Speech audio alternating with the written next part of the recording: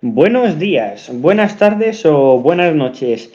¿Qué tal va esta experiencia de ser humanos en una bola azul, verde y amarillenta en medio de un espacio verde infinito lleno de estrellas a distancias enormes? Bueno, no sé cómo va esto, pero sí sé que a lo mejor es posible que la forma en la que pensamos, las ideas que tenemos o que concebimos sobre muchas cosas, todo eso a lo mejor podría estar muy determinado o muy influido por cosas externas, como podrían ser las historias, la cultura o el cine. Y bueno, sobre esto tenemos hoy a Nieves, que sabe bastante de este tema y lo ha mirado, y vamos a hablar de este tema. Así que bueno, ¿qué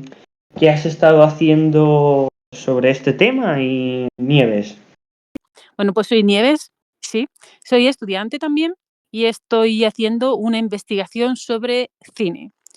En esta investigación lo que estoy haciendo es analizar los símbolos y ver cómo en las películas están presentes y qué efecto tienen. Eso es un poco el tema que vamos a tratar hoy, además, porque te pareció interesante, ¿no?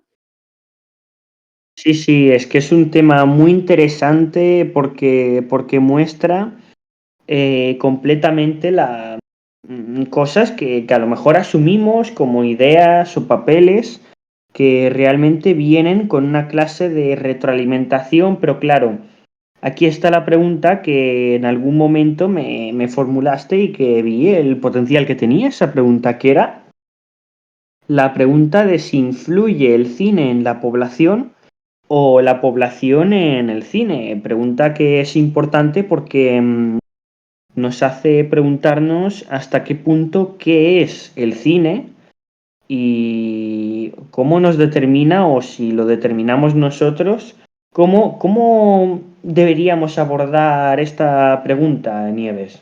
Vale, veamos. En primer lugar, la pregunta es si el cine influye en la población y o la población en cine influye en el cine. Es decir, y o es muy importante porque a lo mejor ambos se da una retroalimentación y por lo tanto sería un poco ver cómo se produce esto. O sea, podemos ser excluyentes con una o podemos ser incluyentes, ¿verdad? O sea, por no negarnos a las posibilidades a la hora de hacer una investigación. Eso un poco por matizar la pregunta.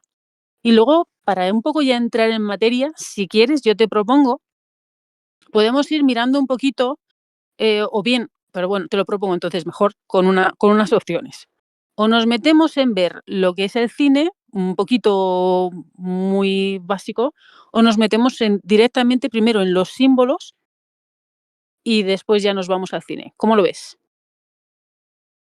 Supongo que lo mejor sería hablar tal vez primero de los símbolos o incluso elementos o extrapolaciones a otras cosas, y ya luego hablar del cine, porque el cine se compone de eso o incluso es un tipo de todas las formas de las que hablamos de transmisión de cultura, Exacto, y de... exacto.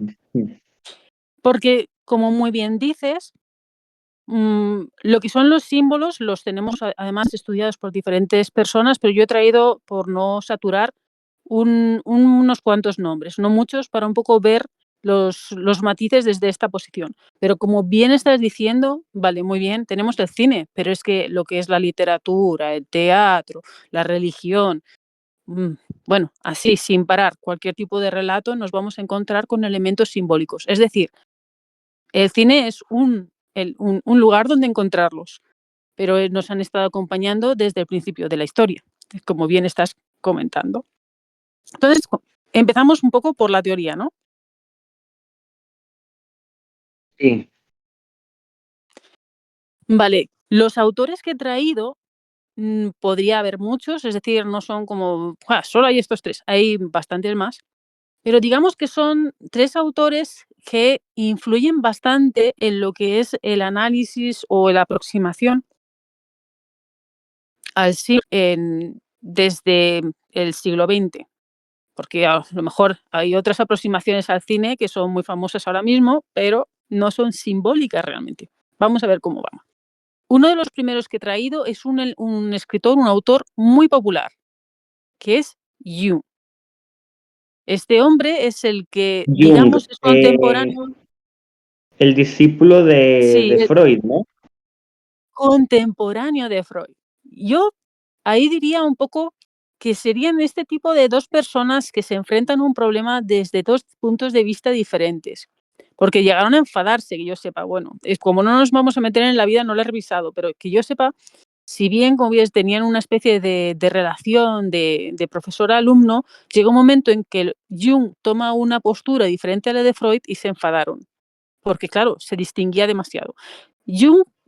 Freud, perdón, vamos a ir primero por el papá. O sea, Freud tiene una visión de lo que es el símbolo concentrado en el individuo, de ahí el psicoanálisis, ¿verdad? Entonces Sí. te escucho tus sueños, lo que sea, y entonces hago una especie de interpretación sobre lo que tengas, tu situación, tu relación con la vida y contigo mismo, y de ahí ya te digo, pues lo que tienes. Oye, mira, pues tienes un complejo de Edipo o lo que Dios quiera y con eso, pues te tomas lo que sea o reflexionas sobre lo que fueras para superarlo tú, ¿verdad? Entonces es una cuestión individual. Sin embargo, Jung es más social. De hecho, él lo que está hablando es una especie de inconsciente colectivo, es decir, cuando él está hablando de los símbolos, no está hablando de los símbolos que tú tengas cuando estás soñando con un bocadillo en mitad del parque, sino lo que es el bocadillo, digamos, o lo que es el parque dentro de lo que es una conciencia social. De ahí que, por ejemplo, una narración, un relato, lo mismo podríamos compararlo con el sueño. Si bien el sueño sería individual, el relato sería la correspondencia al sueño, pero a nivel social. De ahí estaríamos haciendo una especie de psicología social, una cosa mucho más grande. ¿Lo vemos? No, no, es muy, muy interesante, la verdad. Claro, en lugar de simplemente que ser en cada individuo por qué piensa lo que piensa o incluso ese mismo individuo, ideas que tiene o lo que significa, explorar una posible construcción social que se vaya transmitiendo o que influya a los individuos Ujú, ujú. y que Exacto, esté ahí, en no ver exacto. al individuo tan aislado de la sociedad. Claro, no reducir el símbolo al individuo. Imagínate que a lo mejor un individuo tiene una relación especial con lo que es el símbolo de la cruz cristiana, por lo que sea. Entonces tú vas a hacer una lectura de lo que es la cruz cristiana con ese individuo, pero obviamente la cruz cristiana trasciende al individuo y tiene una lectura que diferentes colectivos van a llevar a cabo, ¿verdad? Y eso es Sí, lo que está hablando yo. Entonces, tenemos que entender el símbolo como un elemento social, dejar de verlo como el elemento individual que lo trataba Jung y lo utilizan muchísimos analistas del cine como si fueran un poco como, tiene una especie como de sueño individual en vez de ser un sueño social. No sé si me explico con esto, porque aquí es donde entra un y poco la está, diferencia vale, porque normalmente los análisis del cine, que es son análisis buenísimos, no estoy diciendo que sea mejor ni peor, pero eso es lo normal. Serían análisis que están proyectando en la película determinados elementos individuales y no los analizan desde una forma social. De ahí que haya lecturas como, por ejemplo, hay una feminista de la ola que sea, no me acuerdo. No estoy hablando mal de ella, por si acaso. O sea, mis relatos no son antifeministas, lo único que digo es que esta persona lleva una lectura, un análisis del cine donde la mujer es un objeto de deseo del hombre. Pero claro, lo que está llevando a cabo es una lectura freudiana del cine, donde, claro, se produce una psicopatía, una enfermedad, una locura, una obsesión lo vemos de esa manera. Claro, las mujeres pues son objeto de deseo, el símbolo de no sé qué, de la madre, el símbolo de no sé cuántos, pero claro, no lo estamos viendo como un símbolo social, sino que lo estamos utilizando como símbolo individual. Esto no hay ningún problema, ¿no? Por aquí vamos, porque a lo mejor me explico a lo mejor que complejo, ¿va bien? entonces, no, si lo explicas bien. Lo que entonces la siguiente pregunta sería, Jung, vale, entonces, ¿cómo? sería esa concepción de, por ejemplo, en el ejemplo que has puesto, esa concepción de la mujer en el cine, si la autora que has mencionado cambiara el enfoque del enfoque freudiano al enfoque junguiano. Ahí vamos, muy bien. Cuando nos estamos utilizando una perspectiva jungeriana, esa mujer no es una patología, es un conglomerado de elementos que tiene significado en sí mismo. No significa ninguna crisis, ni ningún problema, ni nada. Es decir, si tú te pones a analizar el elemento Afrodita en la cultura griega, no vas a decir que es una patología de los griegos ni de los romanos, como diosa del amor ni nada de esto, que es un símbolo bastante complejo, porque entra incluso el asunto de lo que es la tensión sexual, sino que es una realidad humana que los hombres tengan tensiones sexuales. Y como normalmente un hombre va a tener tensión sexual hacia el género femenino, inevitablemente va a tener una diosa de la tensión sexual femenina, que también la hay de la tensión sexual masculina. No vamos a quitarnos que los romanos y los griegos tuvieran esto también, pero simboliza esto.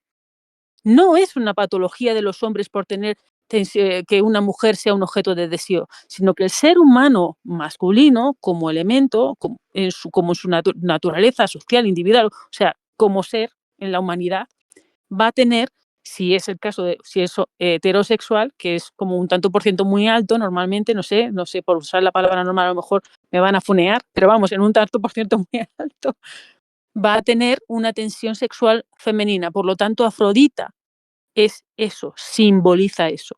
Si cogemos una película, cuando estamos viendo un objeto, una mujer o un hombre, tenemos que entenderlo como un conglomerado de significados en sí. Que sí, que normalmente, luego cuando entras en detalle a mirar a ver qué es lo que significa, es cuando te tienes que mirar, a ver, esto en su contexto histórico, en su contexto cultural, etcétera, a qué puede estar refiriéndose dentro del O inconsciente incluso, colectivo en el ¿qué que se quiere produce. decir? Es más, pero además, ¿a qué quieres decir ¿Mm? cuando dices en sí? En el caso, por ejemplo, de que representa a una mujer en sí, ¿puedes aclarar qué quieres decir? Es una especie de experiencia. Eso no es tanto una identidad, que es lo que hacen otras lecturas, que son representaciones, identidades, para convertirse en una especie de conglomerado significativo. O sea, tú, por ejemplo, a lo largo de tu vida vas a ver muchos hombres que se sienten atraídos de muchas mujeres. Entonces, esa tensión sexual aparece en una historia donde a lo mejor se relata una aventura de un hombre y una mujer, pues Romeo y Julieta, donde un hombre tiene una tensión sexual hacia una mujer prohibida. Entonces, esa pulsión del hombre natural se concentra en una mujer que está prohibida. Y es eso. No es que Julieta sea un objeto de deseo, ella, sino que esta tensión es posible entre dos seres humanos porque el ser humano masculino tiende a tenerla y se puede dar en diferentes contextos, en donde el contexto puede ser esto a lo mejor da menos películas, que pueda ser, es posible que tú tengas una tensión sexual con otra persona y que no tengas ningún conflicto en llegar a ella. Pero lo interesante en la narrativa es cuando se da un impedimento, ese objeto del deseo que es natural en el ser humano masculino, bueno, he vuelto a decir natural no, que en un tanto por ciento muy alto se dan los hombres, no sé, es que hablar políticamente correcto tira mucho tiempo, digamos que tiene un hándicap, esa mujer está prohibida. Y eso es lo que significa. No tenemos que ver esa mujer como un objeto individual, sino como parte de un fenómeno narrativo donde es un símbolo en sí. Eso va en el sentido de que estos símbolos que hacen reflejar experiencias o situaciones Del del ser ser humano, humano. exacto. Entonces, cada vez, por ejemplo, hay diferentes situaciones en que una mujer puede convertirse en un símbolo de esta tensión sexual en contextos diferentes. Y eso a lo mejor, pues en la cultura a lo mejor española o china o lo que fuera, pues nos va a dar situaciones distintas donde se va a dar una tensión entre lo que quiero y lo que puedo. o en diferentes momentos de, yo qué sé, de la evolución de un ser humano, también se van a dar diferentes situaciones o lo que fuera. No es lo mismo que tú desees una mujer estando soltero que estando casado, ¿no? O sea, quiero decir, este tipo de juegos, que son cosas que tú vas a tener en diferentes culturas y momentos históricos, el hecho de que una persona tenga un momento diferente en su evolución o que tenga unos hándicaps diferentes en su objeto de deseo, no en el objeto de deseo en sí. O sea, no quiero concentrar, al usar esta expresión, la atención en el objeto de deseo, sino en el proceso, en la situación, en algo que se da en la historia de la humanidad.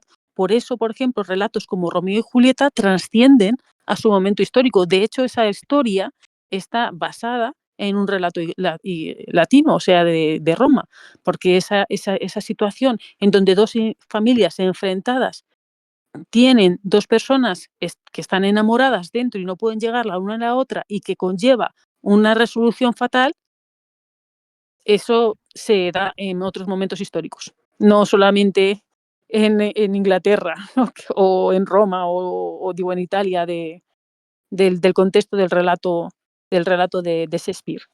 No sé, en esto estoy complicando las cosas ahora.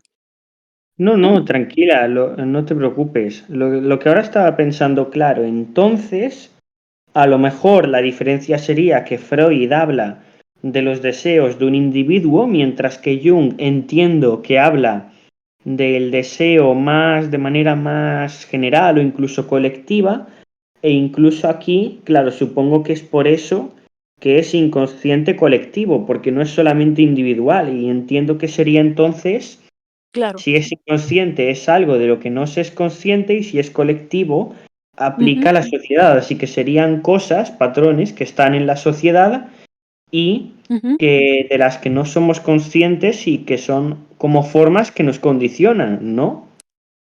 Claro, por nuestra propia humanidad.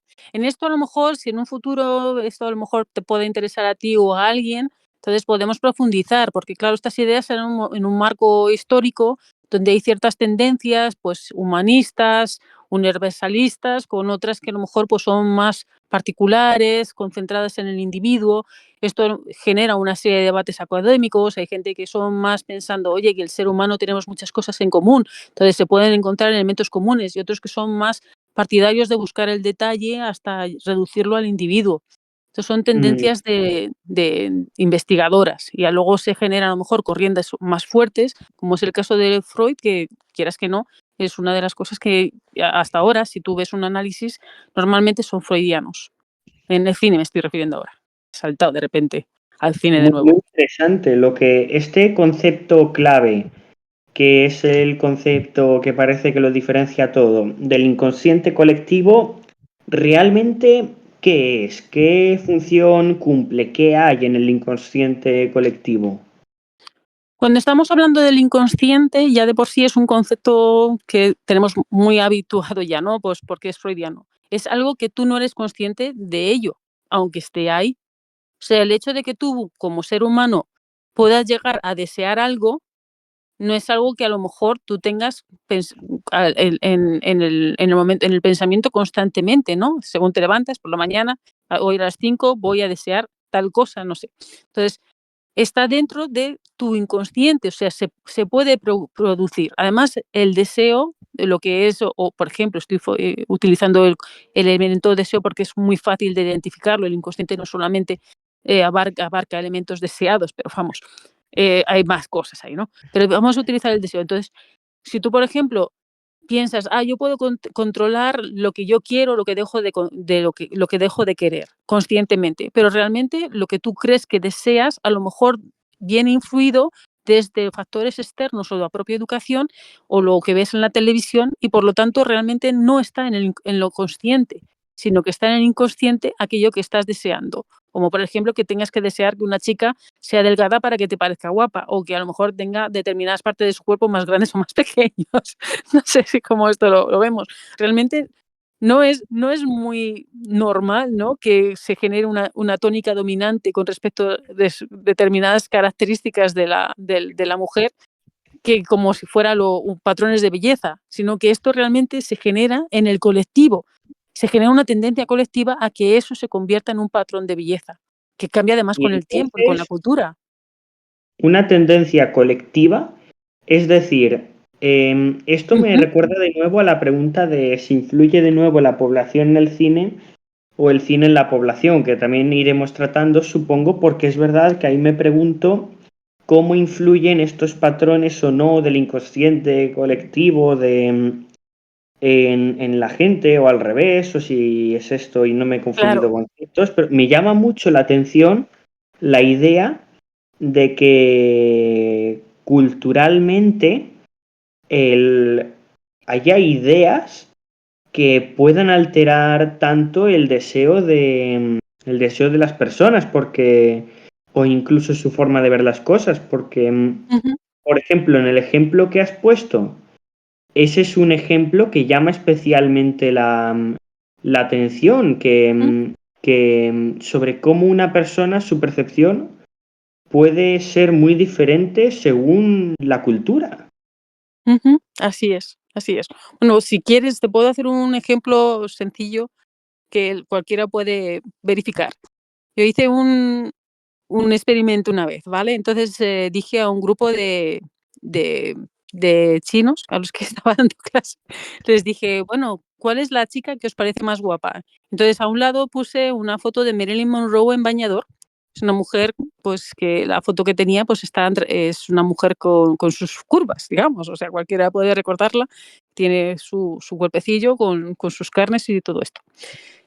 Y, al otro lado tenía la foto de una actriz famosa china, la cual es tremendamente delgada. Como aquí en España a lo mejor habría personas que diría como un palo de escoba, ¿vale? Entonces es muy delgada, blanca como de cal, y ahí estaba ella, en sus huesos. Entonces yo puse esas 2 fotografías y tú me puedes decir cuál es la mujer que tú elegirías y cuál es la mujer que tú crees que el colectivo de aquella aula dijo que era la más guapa. Bueno, es una pregunta que no sé si es un poco comprometida, pero supongo que la primera. La primera, la que tiene un poco de curvas, ¿no? Que tenga algo, no sé, algo que sujete la ropa. Sí, en lo que es en buena parte de lo que nosotros a lo mejor si ponemos la televisión en esta zona del mundo, en lo que es Europa si quieres, o Estados Unidos, o el continente americano, no lo sé, y ya si nos metemos en África, obviamente vamos a encontrar más fotografías, no te voy a decir que la gente esté diciendo: "Solo me gustan voluptuosas", pero sí si ponemos una foto, o si ponemos actrices, vemos que tienen sus curvas, tienen algo, tienen algo. Y sin embargo, todos los niños del grupo de los chinos prefirieron la chica, el palo de escoba. Yo recuerdo algunas actrices chinas que dan grima porque se notan los huesos de la mano, como si fuera un cadáver andando. Y les parece hermoso eso. No lo sé por qué, pero es así. Entonces, eso está en un terreno de lo cultural. Vale, pero por ejemplo, si queremos analizar algo como una película o un mito o lo que sea, para hacerlo de manera junguiana, ¿cómo tendríamos que hacerlo? Vale. Lo primero que tenemos que tener en cuenta es que un relato, da igual si sea cinematográfico, un poema o una obra de teatro, es una forma de comunicación. Tiene un mensaje y tiene significados. Y dentro de ese mensaje está construido de una forma determinada. Es decir, tiene una serie de elementos que podemos llamar simbólicos que se mueven en un contexto que también puede ser simbólico y desarrollan un relato que también puede ser simbólico. Cuando nos estamos refiriendo a los elementos, cuerpos o lo que fuera simbólicos, entonces nos estamos acercando a lo que se llamaría arquetipos. Entonces, estos arquetipos de constructos identitarios, como pueda ser una mujer muy sexy, ¿vale? Los tiene analizados Jung, los tiene a través de lo que es la mitología, y veremos que otras personas también los van a investigar posteriormente. Pero no termina la cosa ahí. Si tenemos un contexto, los contextos también pueden ser simbólicos y arquetípicos. Ahora entenderemos por qué.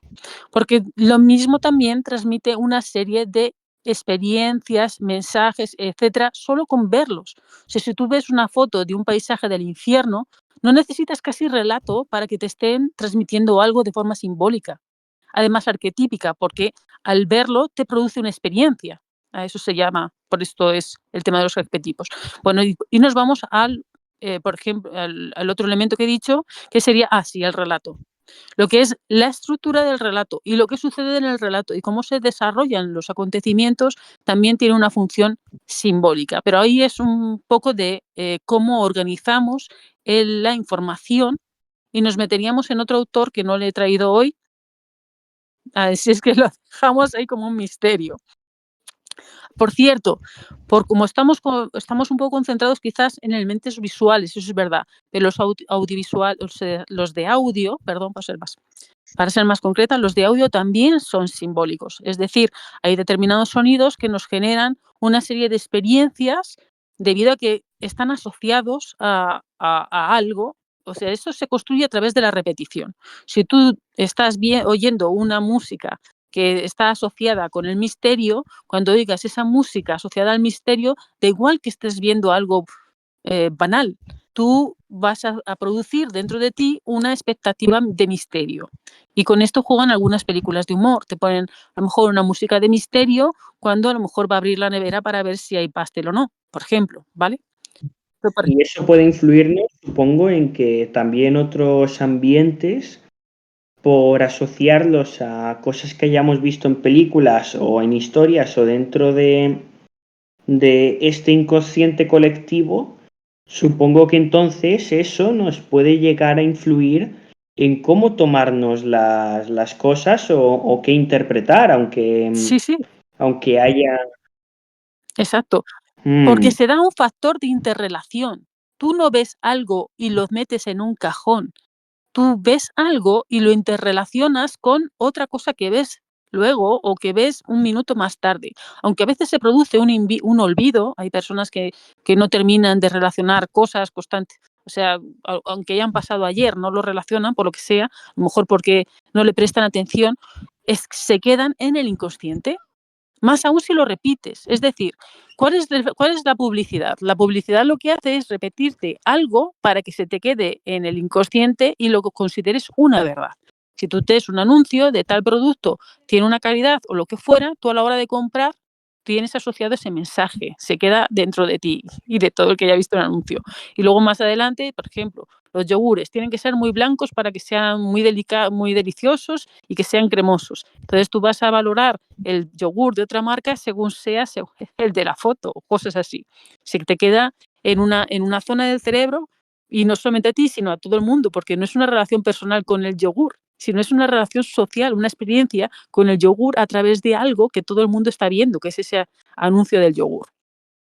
Y cuando estamos con los mensajes de relatos, nos va a pasar un poco lo mismo. Tú vas a ver el cuento o lo que fuera de Cenicienta. Entonces, ese cuento de Cenicienta, que empieza y termina en Cenicienta, y lo ves cuando tienes tantos pocos años, 5, se te va a quedar en tu inconsciente, en el tuyo y en el de todos los que hayan oído el cuento de la Cenicienta. O sea, no es un cuento que has oído solo tú, y lo vas a tener aplicándolo a lo mejor al ver otro cuento, en donde vas a esperar que haya un príncipe que salve a la princesa, ¿verdad? No sé cómo lo vemos esto. Entonces vas a tener una relación de los roles de los personajes establecidos en unos relatos que van sembrando una experiencia con lo simbólico en los relatos, con los propios relatos en sí, que influyen en otros relatos y en otros relatos. Esto es lo que, por ejemplo, muchas personas de estudios de género, o sea, esto que llamamos feminismo, están utilizando para mostrar cómo generamos construcciones sociales. Pero es que no hay manera que el ser humano deje de hacer construcciones sociales, porque desde el momento en que nace va a hacer una construcción social con la palabra mamá y con el cuerpo de la madre y con el cuerpo de comer de la madre, ¿me entiendes? O sea, es inevitable y esa construcción la va a aplicar más adelante a lo que Dios quiera. El hecho de que a lo mejor veamos a una mujer que consideremos que tiene un pecho generoso y consideramos que puede tener buenos hijos o lo que Dios quiera, no se sabe. Entonces, no es No es una cuestión como se establece en algunos, que ahora a lo mejor me estoy saliendo mucho de tema porque esto puede ser muy delicado, esto de decir, bueno, es que tenemos que romper construcciones sociales. Tenemos que saber que están ahí, no para destrozarlas, porque son inevitables. Es lo que a lo mejor nos estaría diciendo Jung, no Freud. Freud es el que te estaría diciendo qué es lo que tienes que hacer para superar esa construcción y salir de un agujero en el que estés dentro debido a que esa construcción te oprime.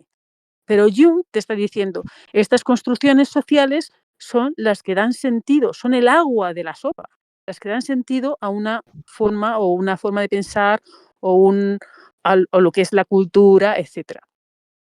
No sé si en esto me entiendo. Sí, sí, sí, se queda muy, muy bien explicado. Vale, y además esto me deja pensando en que, claro, entonces parece que tenemos por un lado experiencia humana de cosas que pasan, que se van reflejando, pero también a partir de ahí, de alguna manera, como ese inconsciente colectivo va influyendo también en los individuos, entonces también influye en su manera de vivir las cosas, de percibirlas, de pensarlas y de actuar. Y entonces, no sé si es así que hay patrones del inconsciente colectivo que se van retroalimentando de manera que es así, eran las construcciones Claro, sociales, claro. los arquetipos, los mitos y los patrones de comportamiento.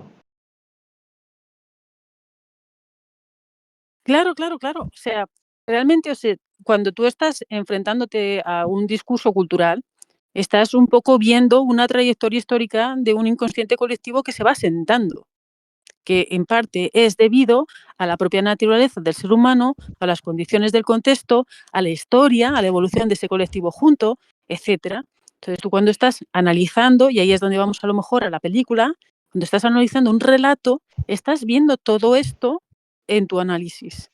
No estás viendo una relación de una persona con otra, ni una evolución personal individual de un individuo en un personaje.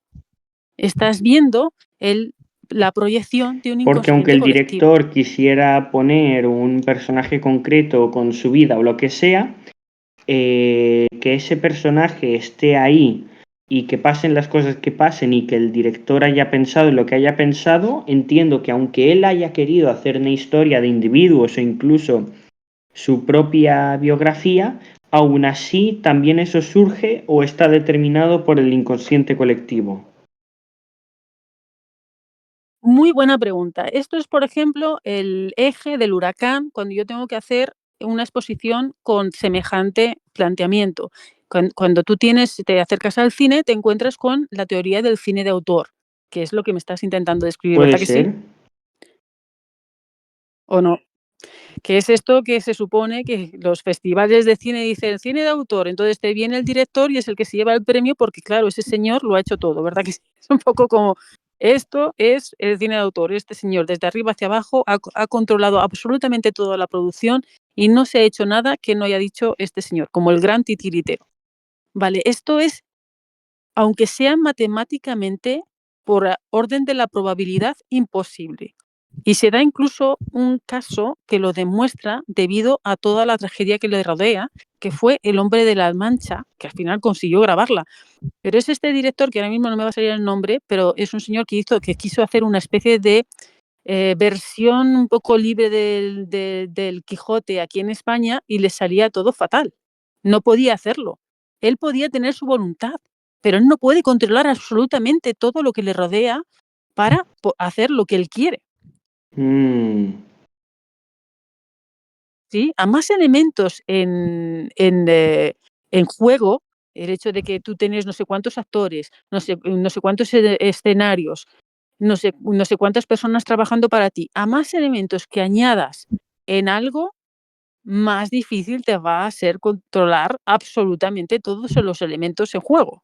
Valga la redundancia, vamos. interesante. Aquí, además, en algún momento se podría profundizar en esto de cómo funciona esta construcción social más a profundidad, que la verdad que que también incluso nos lleva a toda una serie de preguntas, porque también, aunque supongo que esto lo trataremos más adelante, también aquí está la pregunta de hasta qué punto los mismos patrones están presentes en toda la historia y el mundo, o hasta qué punto son diferentes y cambian, o qué permanece ahí, que también es una pregunta a tratar. Pero bueno, esto también me recuerda bastante al concepto de mito, que también ahí me pregunto qué sería un mito y cómo se construye, que de hecho puede ser que hubiera algún, no sé si discípulo o seguidor de Jung, que hubiera tratado mucho el tema de los mitos. Sí, sí, vale.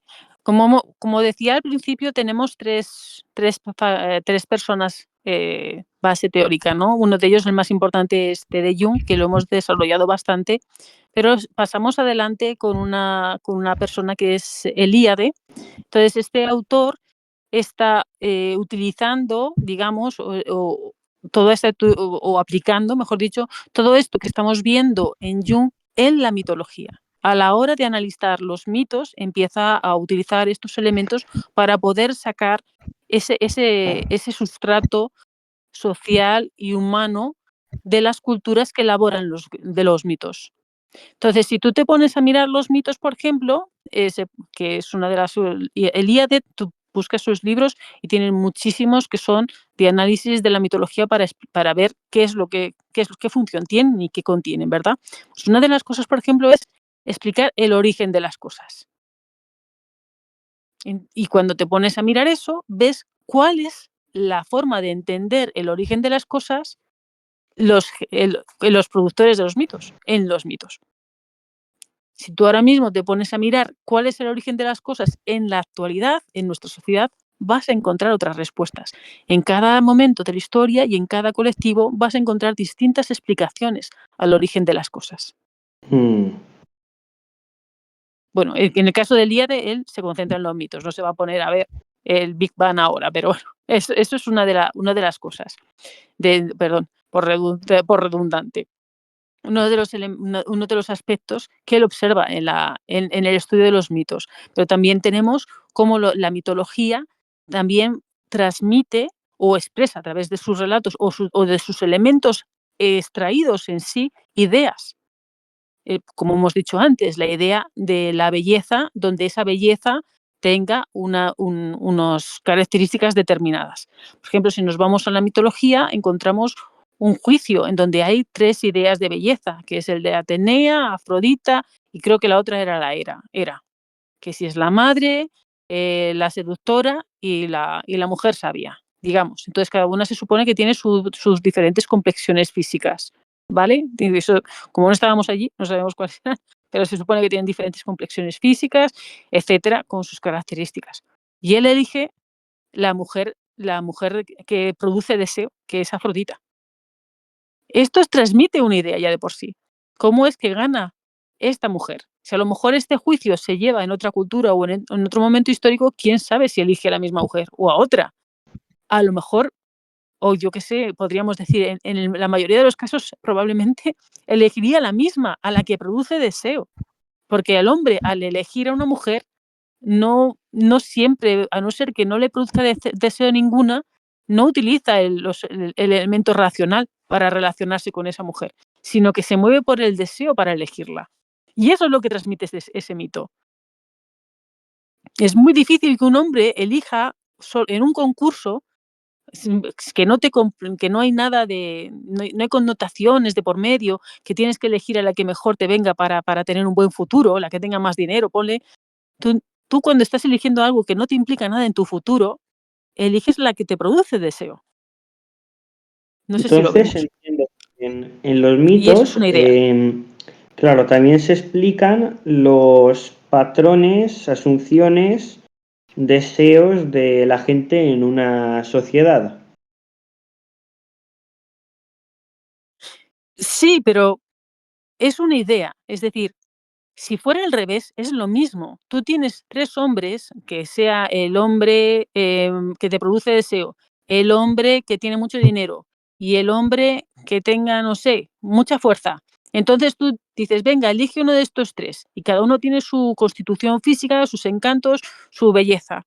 Y entonces tú tienes que elegir a uno para darle un premio y eliges al que te produce deseo. A este mito encima tenemos añadido una especie de compra. Cada una de ellas le hacen una oferta a este hombre. Oye, si tú me eliges a mí, yo te doy esto, si tú me eliges a mí, te doy esto. ¿Y qué le ofrece Afrodita? Le ofrece lo que todo el mundo desea, la mujer más bella del mundo, la mujer más deseada. ¿Y qué es el sueño más íntimo de un hombre? Es tener lo que todo el mundo quiere y solo él puede tener. ¿Lo ves? Por eso el poder también es lo mismo. O sea, no te creas que esto se queda en la belleza y las mujeres.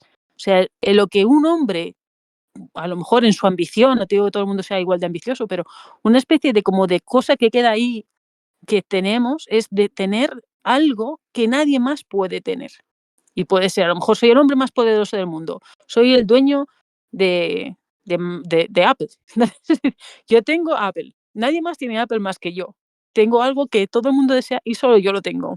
¿Lo ves? Pues eso en la mujer, que es algo que muchos hombres pueden tener acceso. Solo hay un Apple, solo hay una empresa de este estilo.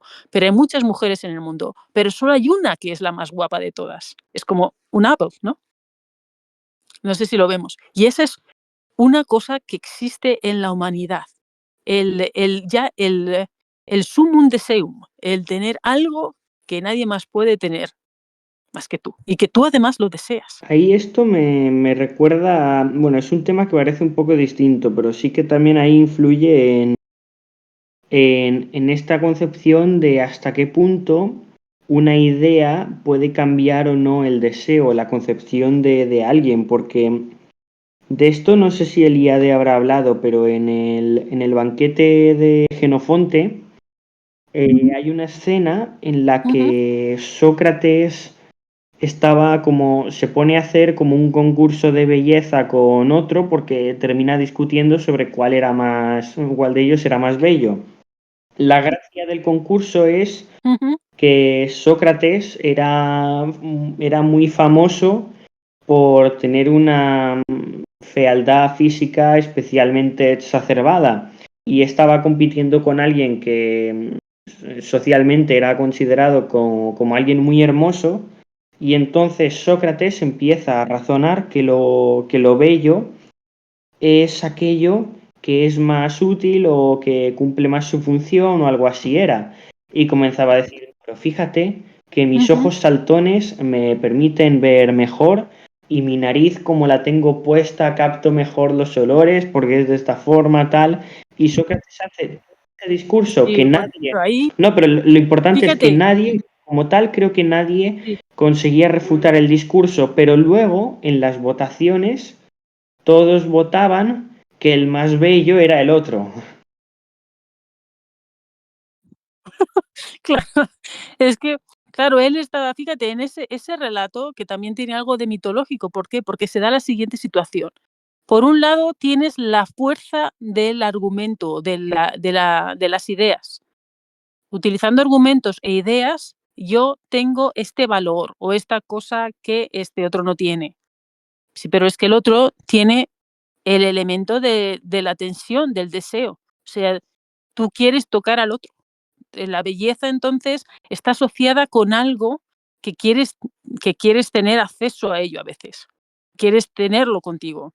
Te gusta ver una flor hermosa, te gusta ver el jarrón hermoso. Lo los los los libros que tú tienes, si están bien encuadernados y son hermosos, pues mucho mejor, ¿no? La ropa que tú tengas, si te la pones y es bonita, pues fantástico, ¿verdad? Tú tienes a la belleza para asociarla contigo. Tú quieres tener eso contigo, ¿lo ves? Entonces esa es la idea. No se trata de esto, no hay que mezclarlo con bien y mal, o si hicieron una mala elección, sino que va con algo mucho más, humano. No podemos luchar contra la humanidad. Tú puedes elegir al feo si ese hombre te da un beneficio. Por ejemplo, tú vas a coger al más rico porque te da una calidad de vida y te va a rodear de cosas bellas que puede comprar para ti. Y tú vas a tirar adelante con un señor a lo mejor más feo que otro porque tiene esto para ti, pero porque te da lo que deseas. Él no lo Pero en deseas, general, pero te da lo que deseas, ¿lo ves? mm, Entonces, este estos tipo de cosas, patrones, es decir, entiendo que son los más habituales, pero no sé hasta qué punto, o no lo sé, pero hasta qué punto no puede ser muy diferente,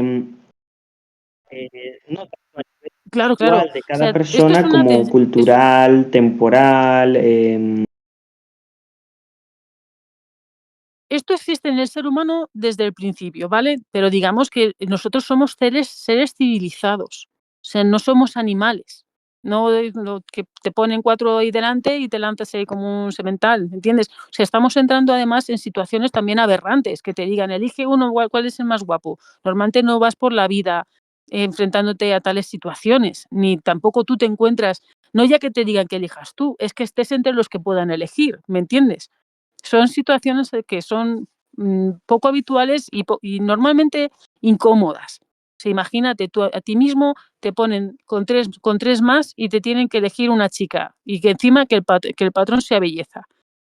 Luego también entramos en la relación personal que pueda tener alguna persona con lo que le produce deseo. No todo el mundo puede tener la misma tensión hacia lo mismo. O sea, hay personas que les gustan patrones de belleza que a lo mejor podrían sorprender a otros, como hemos visto antes con los chinos y los occidentales, que puedan ser totalmente diferentes en lo que una persona espera que podría desear el otro, ¿verdad? Pero que existe la idea del deseo, o sea, que existe ese fenómeno, eso es algo que trasciende a la humanidad.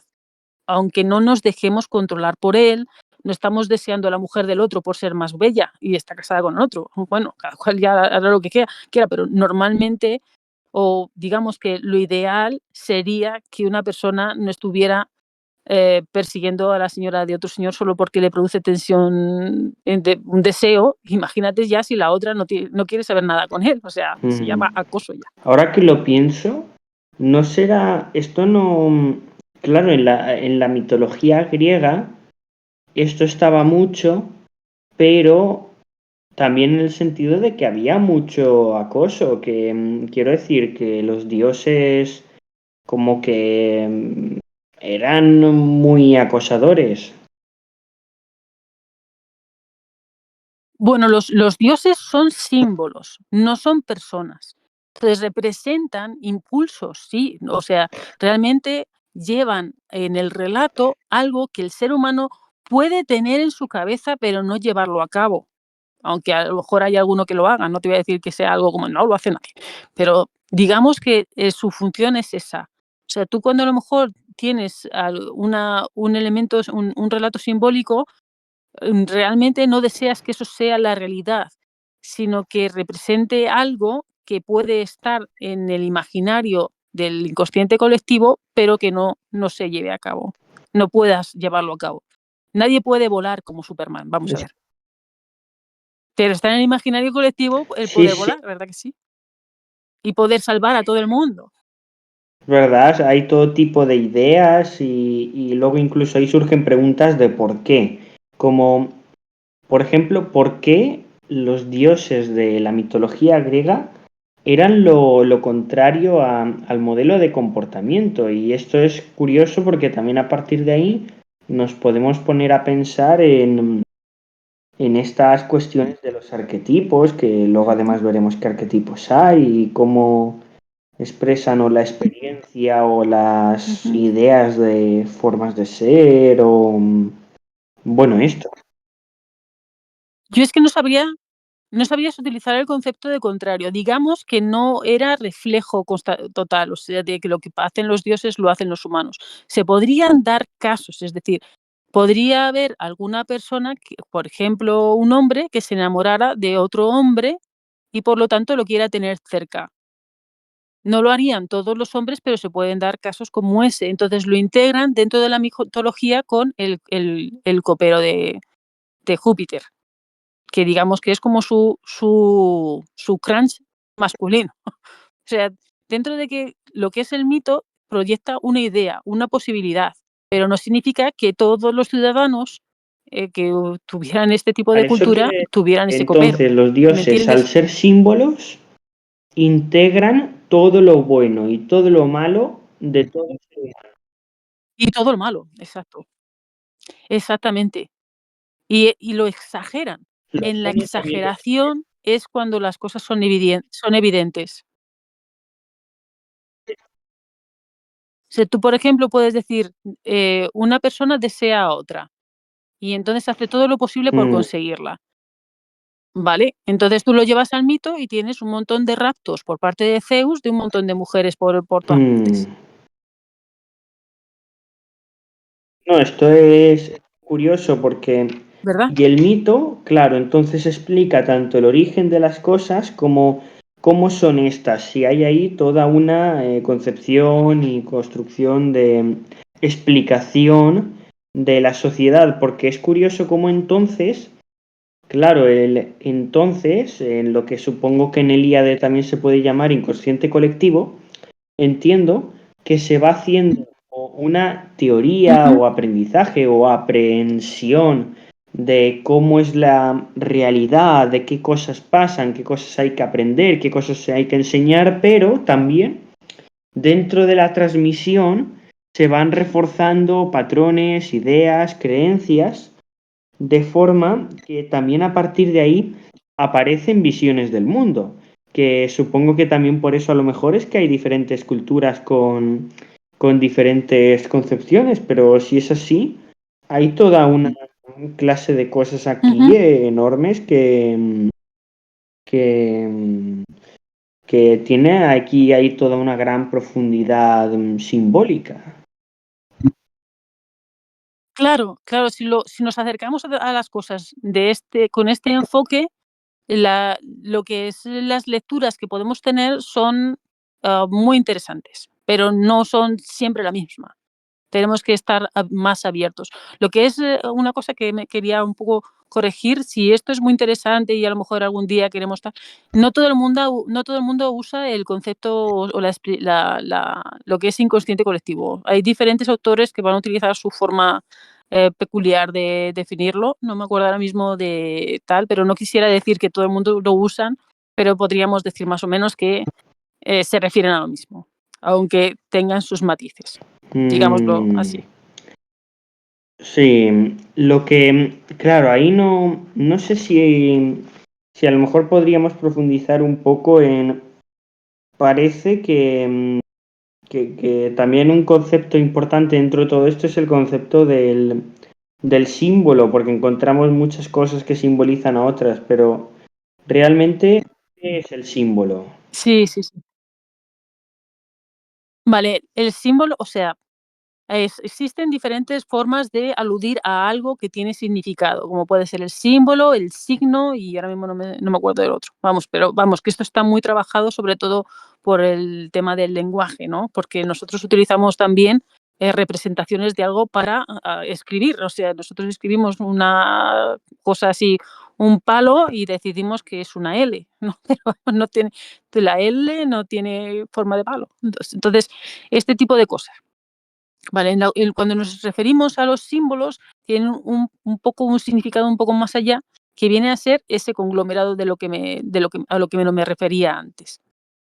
O sea, contiene mucha información eh, en sí mismo, que hay que desmenuzar como si fuera una capa de cebolla, una detrás de otra, para poder llegar a entenderlo en su totalidad, no para destrozarlo, no para decir, es que el núcleo, la esencia es esta, no, el símbolo son todas sus capas.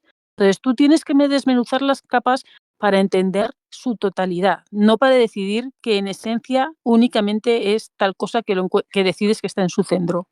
No sé si esto también queda claro. Mm, sí, sí, la verdad es que sí, eso. Pueden ser imágenes, pueden ser ideas, pueden ser experiencias, pueden ser cosas que el ser humano ve fuera, ve En sí dentro, mismos ve en son el símbolos. mundo.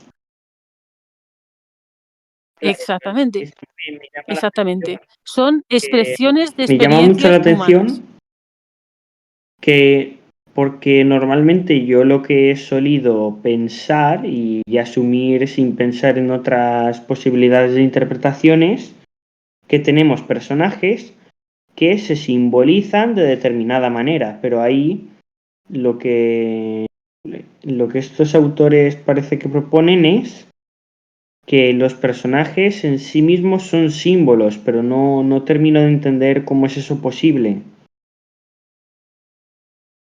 Vale, digamos, cojamos, por ejemplo, un elemento solo, que esto sería a lo mejor lo que habría sido al final de la exposición de los teóricos. Pero bueno, si cogemos solamente un elemento, digamos el héroe, que es lo que vamos a hacer luego.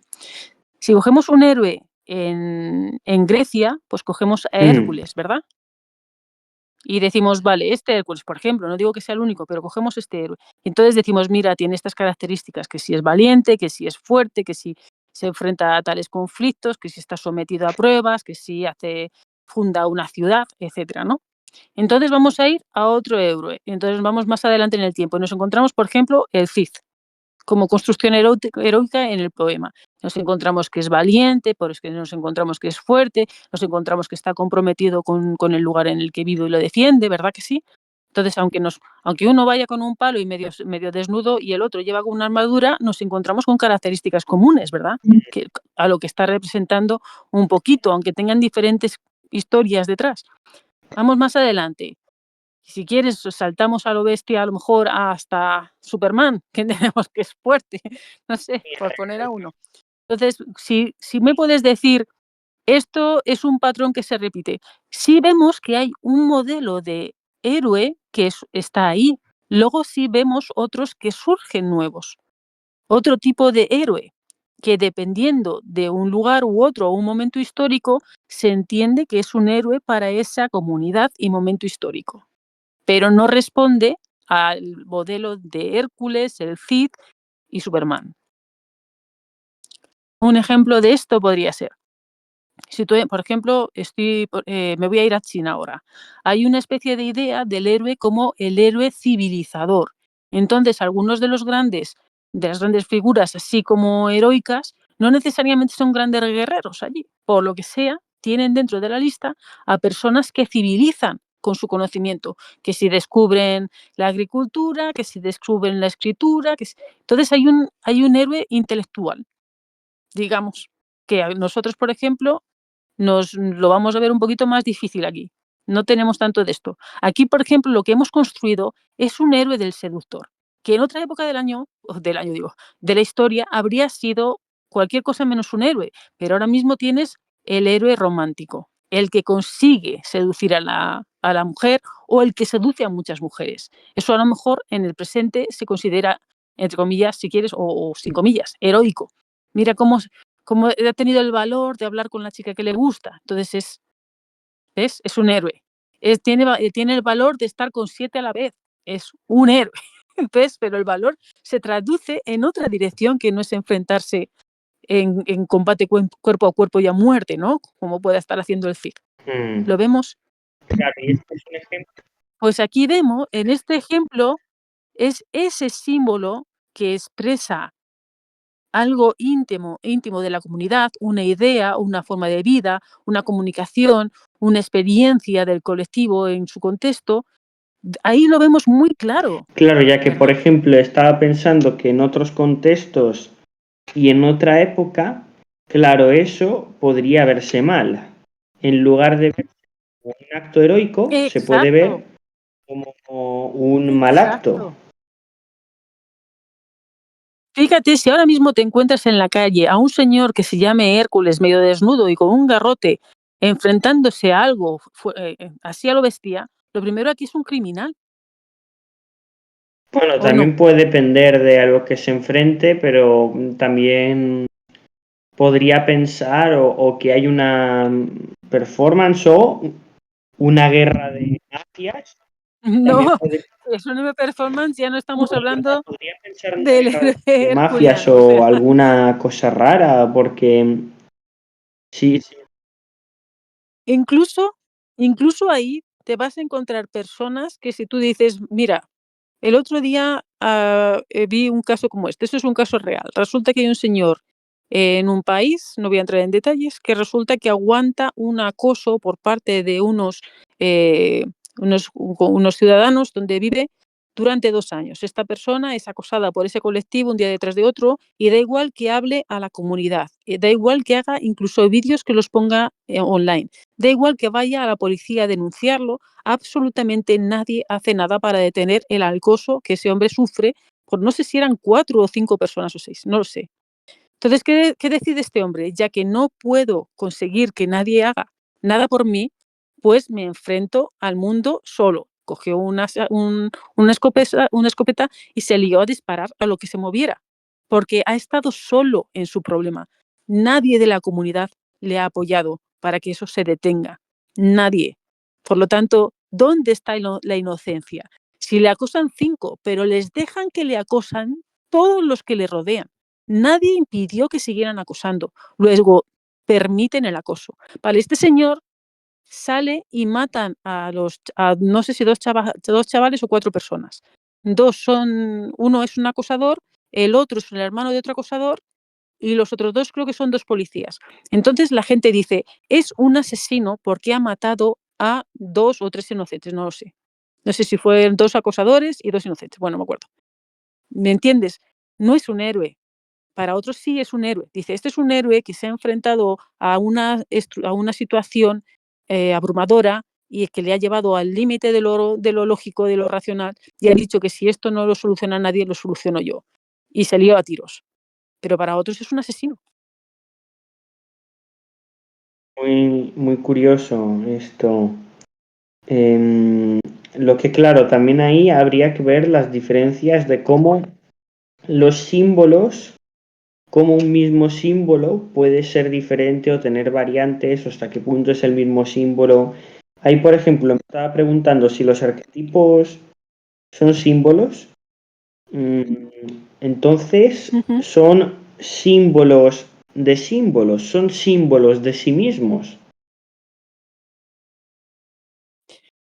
Muy interesante reflexión, ahí me vas a dejar pensando, pero digamos que sí, son símbolos y podríamos decir, tal y como dices tú, que son símbolos de símbolos. Es decir, si nosotros tenemos al mito de Afrodita y cogemos ese elemento y lo pillamos como hace Hollywood, porque el siguiente autor que te tenía era Campbell, que coge el trabajo de Jung y el trabajo de Elíade, hace una obra que Hollywood le copia. ¿Y qué ocurre? Que hace un estudio de los arquetipos que distingue cada uno de ellos y dice Hollywood, ah, mira, aquí está Afrodita. La hoja de descripción de cómo es Afrodita que hace Campbell se la coge Hollywood. Y dice, pues venga, vamos a ver cómo es Afrodita. Así, ¿vale? Pues yo esta figura de Afrodita, este símbolo romano, lo voy a plantar en una película. Y tienes, ni se sabe cuántas Afrodites en el cine americano. Marilyn era lo que interpretaba más de las veces, si te fijas, el deseo, lo que es una Afrodita. Además, la ves como la vestían, y era una especie de encorsetada, ¿no? Como una especie, como la cintura tiene que ser muy fina y el pecho subido hacia arriba como una especie de corsé de esa época, y luego lo que son las caderas un poco altas porque quedaba prieta la cintura de la ropa de esa época, no sé si te lo consigues imaginar, quedaba en la cintura. Entonces, quedaba abierto la cadera, que no es que ella tuviera cadera alta, sino que la ropa le abría la cadera o se ceñía para que con sus anchas caderas, que las tenía también es cierto, pues generara esa forma de reloj de arena. Bueno, pues eso es Afrodita. Afrodita es la de la de los pechos generosos. Es una mujer que tiene un corsé. El corsé es el símbolo de Afrodita. La cintura es estrecha, es decir, no ha tenido hijos o no ha parido, no se le ha ensanchado la cadera, tiene el pecho grande y las caderas también. Es decir, puede tener hijos, pero no necesariamente tu deseo es tener hijos, pero la deseas, o lo que sea. Eso es Marilyn, un símbolo de un símbolo, tal y como has dicho tú. Mm, Curioso. Y bueno, ya que hayas mencionado a Campbell, podríamos tratarlo ahí. ¿Cómo trata Campbell este tema Sí. de los mitos, los símbolos, los arquetipos? Exactamente, ¿qué es lo que Ujú. viene a decir Campbell?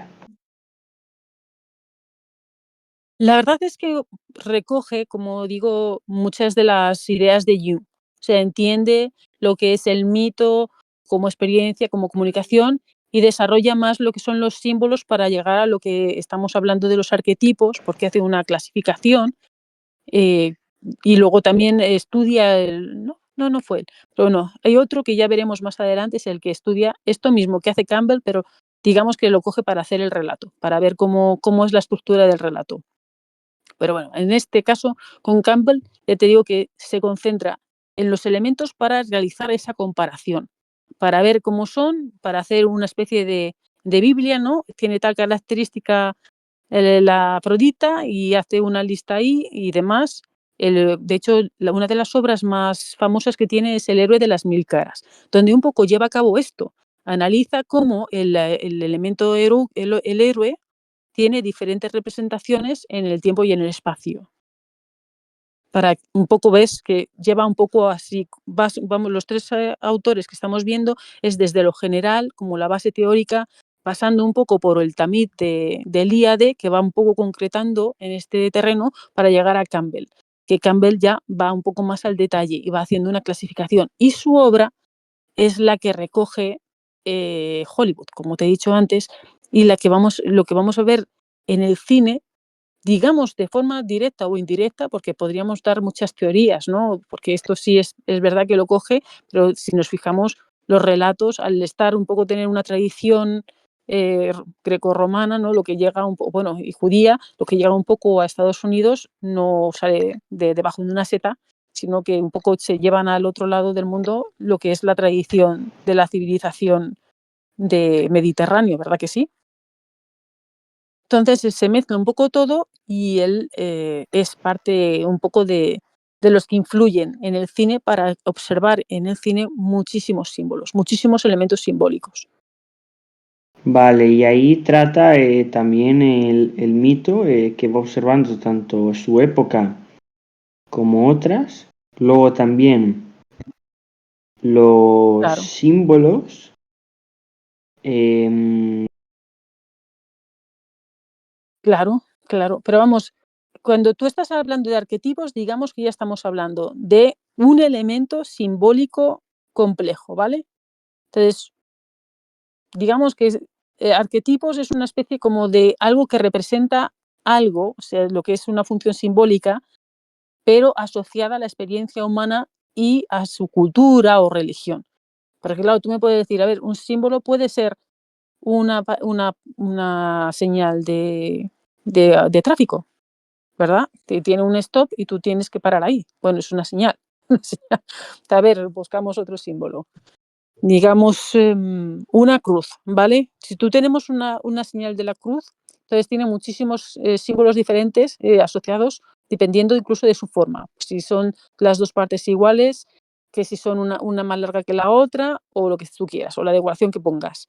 Esto es un símbolo que sí es complejo, pero no tiene tantísimas capas como si le metes cuando te acercas a los elementos simbólicos humanos, digamos, cuando nos acercamos, por ejemplo, a la idea del héroe, que hemos visto que no es como la cruz, que tú tienes esa cruz y tú ves su evolución histórica y cómo se relacionan con ella los diferentes colectivos, sino que tienes que cada uno genera su cruz.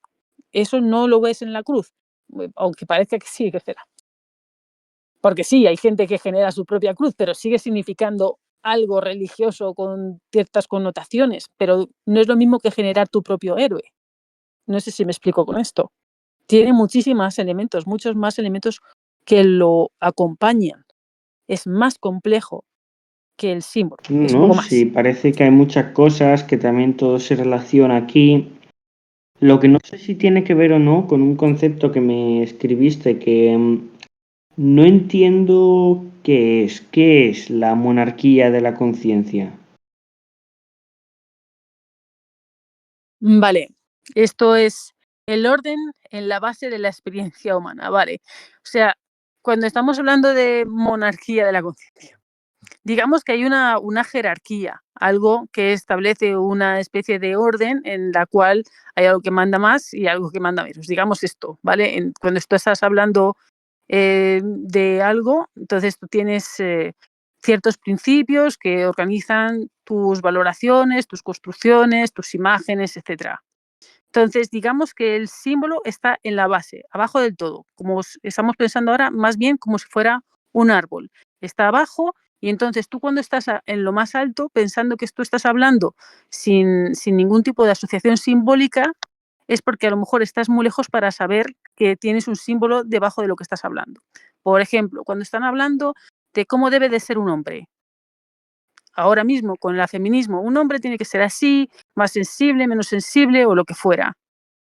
De una manera, o sea, de una manera están como muy distantes, ¿vale? Se han alejado mucho de lo que es el símbolo del héroe, del hombre, del modelo del hombre, que tenemos varios modelos del hombre, pero digamos que el héroe es la idea, la experiencia, la base del modelo de hombre, de la comunidad. Una comunidad que tiene un hombre así es una comunidad fuerte o es una comunidad que próspera o es una comunidad que puede construir una identidad en base a eso. Entonces, ¿por qué el modelo de hombre, digamos, esto aquí a lo mejor me estoy metiendo en otro jardín, el modelo de hombre que están proponiendo ahora mismo con todo esto del woke, el hombre desestructurado, ¿por qué es difícil que termine convirtiéndose en base de ningún árbol, o sea, como elemento simbólico? No es posible porque se aleja de la naturaleza humana, de su propia experiencia como el héroe. Entonces, a eso me refiero cuando estamos hablando de la monarquía de la conciencia. O sea, hay algo que está muy abajo, que está en el inconsciente, que está en la base de la experiencia humana, que está como humano. No es que te levantes por la mañana y la experiencia que tienes ese día, sino en la experiencia de la humanidad en sí, en su propio devenir. Eso está ahí y se va transmitiendo además porque está hilado a veces a nuestro propio ser orgánico, o sea, nuestra propia dinámica de nacer, morir, crecer, nuestra propia relación con el mundo, porque nosotros somos bípedos, etcétera, yo qué sé. Y el hecho de la historia y sus necesidades en su discurrir. Vale, pues los que son más comunes, los que están más unidos o relacionados a lo que es el ser humano en su naturaleza, digamos que sería lo que ellos están situando en la base. Mm.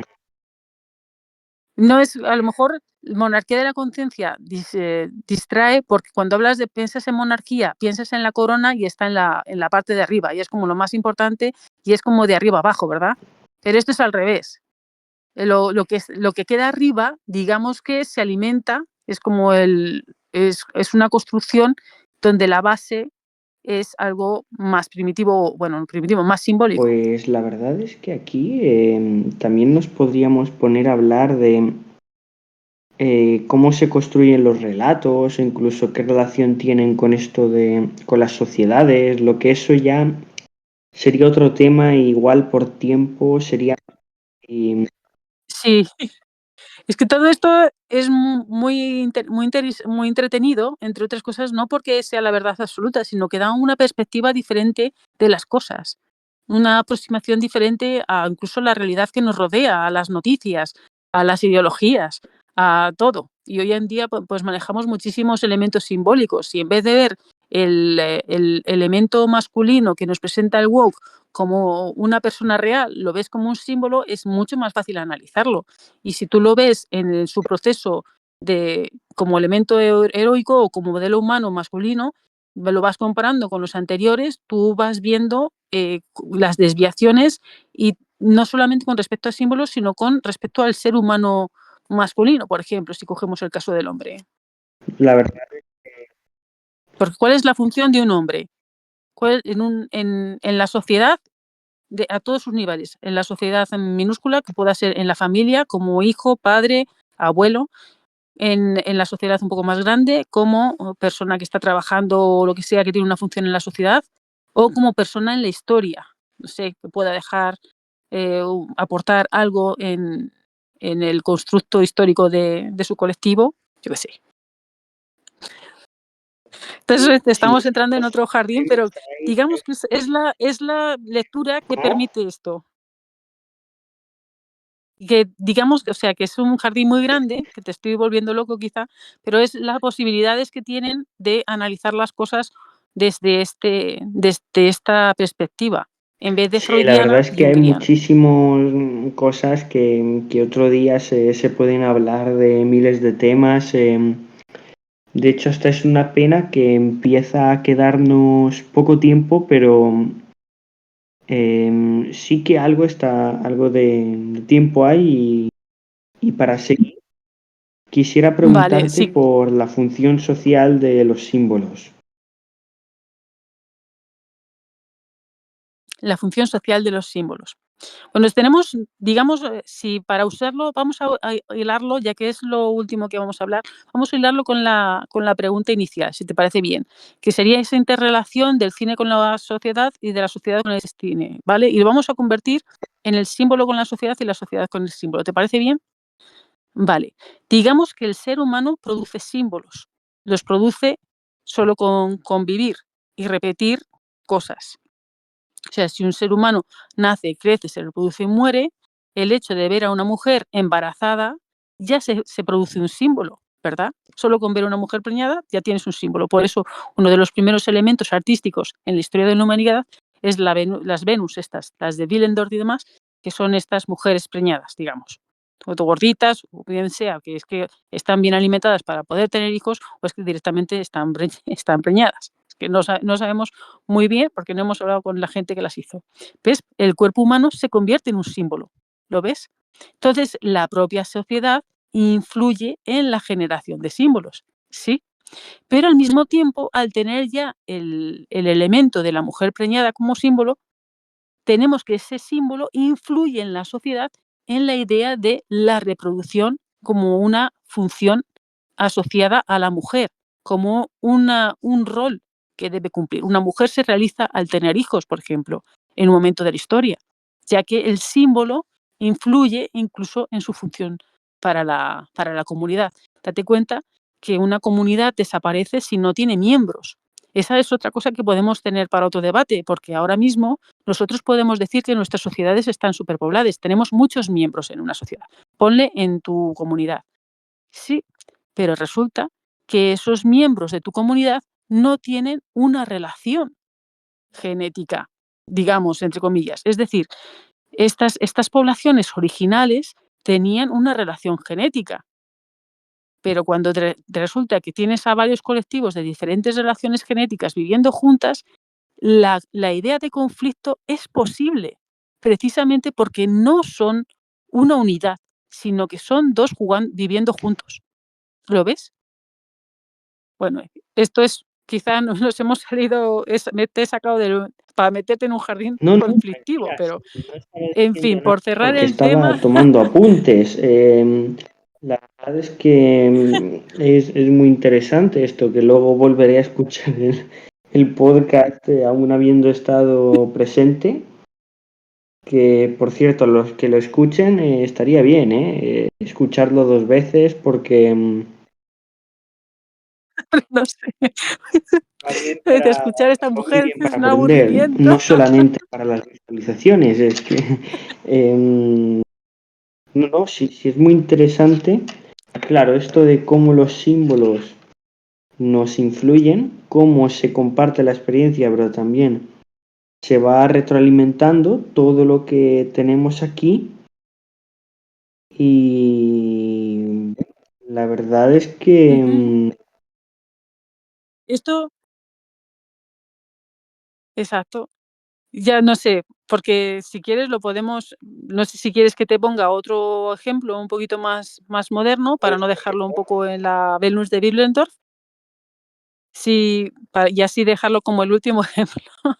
Vale, entonces, si lo llevamos al cine, un poco, aunque va a ser un poco como así a lo salvaje va esto, ¿vale? Si tenemos el cine, nos encontramos que el cine lo producen muchas personas, y cuando están produciendo una película y se ponen a hacer, lo primero es el relato. Están pensando en lo que el otro, el espectador, va a ver al estar viendo ese elemento en el relato, en su movimiento. O sea, el creador piensa desde su identidad social, es decir, su experiencia con esa sociedad, y va a generar imágenes que él cree que al que lo ve, que normalmente va a pensar que piensa igual que él, por lo tanto es su propia comunidad con su propio inconsciente colectivo, o sea, que él considera, oh, pues sí, por ejemplo, si fuéramos aquí en España a hacer una película y decimos que tenemos que tener que la actriz sea muy guapa, entonces vas a elegir a una mujer con curvas. Ahí va, otra vez que hemos estado hablando. No vas a coger a una mujer excesivamente delgada, que no tenga curva ninguna. Si queremos que sea muy guapa, estamos en eso, ¿vale? Entonces estás utilizando tu propia construcción simbólica que tú tienes, como es una mujer hermosa, así.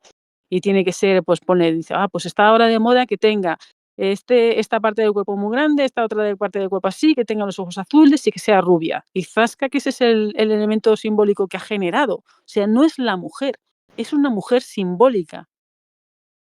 Eso lo pone en la película y tú ves la película. Y entonces el relato describe una experiencia de deseo hacia este elemento que se proyecta en ti como espectador y realimenta esa relación con ese objeto de deseo, en donde tú dices, pues sí, esa señorita es muy deseable y por lo tanto este modelo de belleza es obviamente el que a mí me va. Esto sería un poco así. También hay que añadir quizá esa experiencia del que lo rechaza, porque hay personas que rechazan este modelo, o sea, generan un elemento de deseo en rechazo al establecido por la norma. Pero ahí ya podríamos a lo mejor entrar en algo que a lo mejor se genera en nuestra propia sociedad, que es nos queremos distinguir de otros, no queremos ser iguales. Y por lo tanto, si este es el ejemplo, el modelo de deseo estándar, yo quiero generar mi propio modelo de deseo, mi propio objeto de deseo, mi símbolo deseable, alternativo, transgresor, etcétera, y ahí ya pues entramos en la selva. Mm. Y con Bueno, esto ya espera, te dejo, te que dejo al descansar. podcast dijimos que luego al final íbamos a hablar un poco del cine, que por cierto, sí se puede decir que a lo mejor podría faltar por completar para que supongo que otro día faltaría que igual otro día podríamos hablar un poco más incluso de estos arquetipos o cómo son, pero bueno, no, más bien pensándoles que hay Sí, en cada cosa que... sí, si quieres, por no hacerlo esto muy largo, otro día cogemos y decimos, bueno, pues hemos hablado del elemento, vamos a coger el héroe, lo definimos, vemos los diferentes tipos que hay y luego vamos a ver estos héroes, pues a lo mejor en la mitología, en la literatura y en el cine, un poco vamos viendo un poquito para mostrar esto, para que no quede así como, bueno, ¿esto qué pasa? Pero vamos, que no estamos hablando de alguien, algo que nadie conoce. Y bueno, supongo que con todo esto, pues hemos visto en este podcast cómo hay todo un mundo muy interesante para explorar de pensar, cómo muchas ideas que tenemos, patrones, asunciones o incluso deseos nuestros, pueden estar determinados por factores externos que son originalmente tal vez, bueno, como un intento de explicación de cómo son las cosas, de experiencia, de cómo se vive, pero al mismo tiempo son también una construcción a partir de ahí hasta el punto en que tenemos diferentes construcciones culturales y es entonces, parece, según lo que hemos visto, inevitable que existan estas construcciones, aunque puedan tener sus diferencias o cambiar y Ujú. Sí, yo le añadiría factores externos e internos. Por eso es como por eso se retroalimenta claro, la porque pregunta. tenemos también, claro, este paso de que se puede hacer del esquema freudiano, que es el más habitual, que es el que se centra solamente en el individuo, que también es el que Ujú, parece que en la sociedad, tal vez en el individualismo, en el que vivimos, que parece ujú, que ujú. es, bueno, este enfoque al individuo, que también en Freud está, pero claro, aquí se nos ha planteado la posibilidad de que a lo mejor al hacer esto estuviéramos perdiéndonos muchos elementos porque tuviéramos que pasar de esta visión tan individualista a una visión más social, del conjunto de la sociedad, como hay ideas que nos influyen, Ujú, hemos visto cosas que destacan mucho ujú, y bueno, aparte de eso, ujú. solo puedo decir que un enorme placer y alegría haberte tenido aquí en el podcast, Nieves, la verdad. Igualmente, Joan, me gustan tus proyectos, me gusta tu forma de pensar siempre transgresora y ¿cómo era esto? Transversal, así como rompiendo el molde, ¿cómo sería? Esa forma tuya de ser. Sí, también Nieves, muchas gracias a ti, que también aunque lo niegues, se nota que tienes mucho conocimiento de muchas cosas y es brutal también como cada vez vas sacando más cosas y cosas y explicando y Muchas gracias. Hombre, esto como es un aporte así en el océano de conocimiento de Internet, y si alguien a lo mejor lo escucha y tiene también su conocimiento, pues quién sabe que si nos aportará también más saber para crecer mira, todos puedes así, decir a lo cosas en salvaje, los como Digimones. comentarios y hagamos esto diálogo. De hecho, yo personalmente estoy muy en contra de los canales que desactivan los comentarios porque es no, ¿por qué? Si estás eliminando no solo la libertad de expresión, Ujú, sino también el enriquecimiento de la gente en los comentarios, la posibilidad con la cantidad de cosas que pueden darse en los comentarios. ujú, ujú, ujú. Exactamente, sí, sí, sí. Así nos conocemos, así es como se produce la verdadera retroalimentación, además a día de hoy, donde las relaciones sociales no son tan de contacto, son más bien mediadas por las máquinas. Bueno, otro tema de los muchos que se pueden tratar, pero bueno, un placer, muchas Sí, gracias. Si os otra ha gustado igualmente. este podcast, pues ahí os podría decir que animaos a mirar que también el resto del contenido que iremos, que se vaya subiendo va a ser también muy interesante, que ese es el objetivo. Así que os recomiendo, le podéis dar al botón de suscribiros y luego también, si lo compartís, también estaría bien, Vale, ¿eh? Pero bueno, también podéis poner en los sí, comentarios qué os ha parecido, qué sugerencias de mejora tendríais, qué habéis pensado que podría haber faltado, qué os ha gustado más y bueno, mucho, si habéis llegado hasta aquí, me alegro de que os haya resultado interesante este brutal tema.